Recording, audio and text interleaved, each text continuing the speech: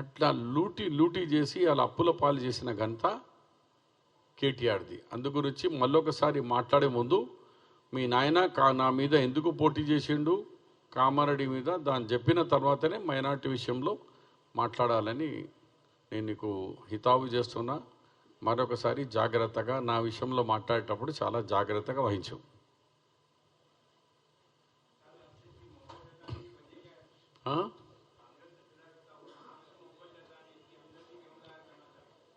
वही कुछ उनके पास बोलने के लिए नहीं है, मौका देख रहे कि मुसलमानों को कुछ वर्गलाएंगे हम, शब्बीर साहब को देखो नाइंसाफ़ी करे बोल के। तुम कहाँ करे, तुम्हारा बाबा आके मेरे पास ठहरा, अब तुमको बोलने का हक क्या है?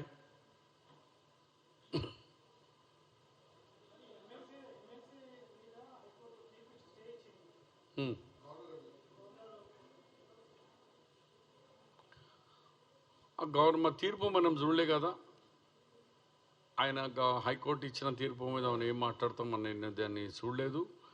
మీకు సమయం అవుతున్నది ఉరికి వచ్చినా నాకు కూడా ఎవరో చెప్పినారు ఇప్పుడు ఇంటర్ అవుతున్నప్పుడు, కానీ డీటెయిల్స్ చూడలేదు.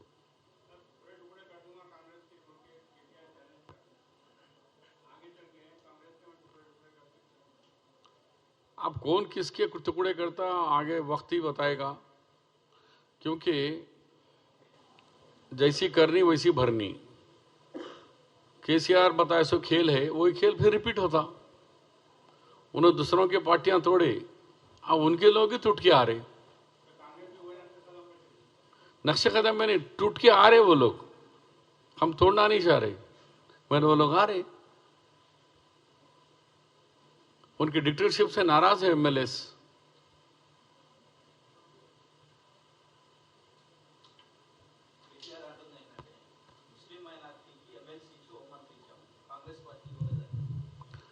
ఎమ్మెల్సీ వారు ఇవ్వలేదు, పిచ్చోడు ఉన్నాడు, మనకు తెలియదు కేటీఆర్కి. ఎమ్మెల్సీ మేము ఇచ్చిన మహమూద్ అలీ గారికి కాంగ్రెస్ పార్టీ వాళ్ళ దగ్గర 11 సీట్లు ఉండే 33 కావాలా.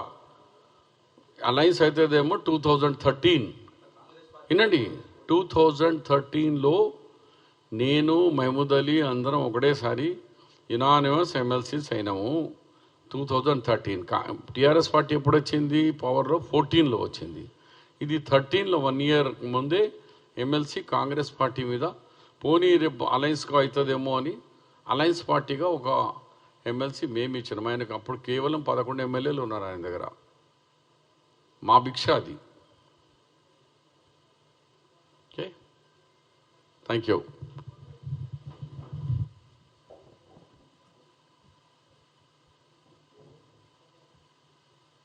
కేటీఆర్ గారు అంటే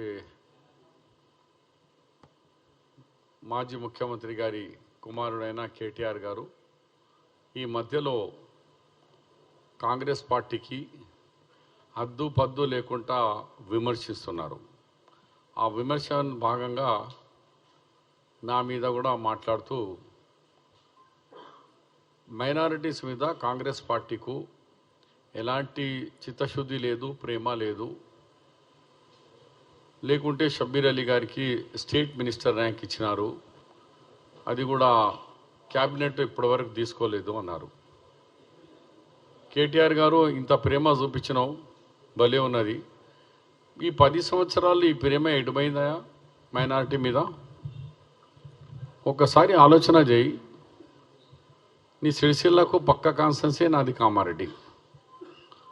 నేను 89 నుంచి ఎక్కడో ఎమ్మెల్యేగా పోటీ చేస్తున్నాను. గెలిచినా ఓడినా దాదాపు 35 సంవత్సరాల నుంచి ఆ కాన్స్టెన్సీ మీద నేనే పోటీ చేస్తున్నా. మీ నాయన సడన్గా కేసీఆర్ గారు కామారెడ్డికి వచ్చి ఎమ్మెల్యేగా పోటీ చేస్తా అని వచ్చినాడు. అంటే మీ నాయనకు 119 కాన్స్టిట్యున్సీలో ఆయన ఒకటి గజ్వేల్ పోతే 118 ఉంటాయి.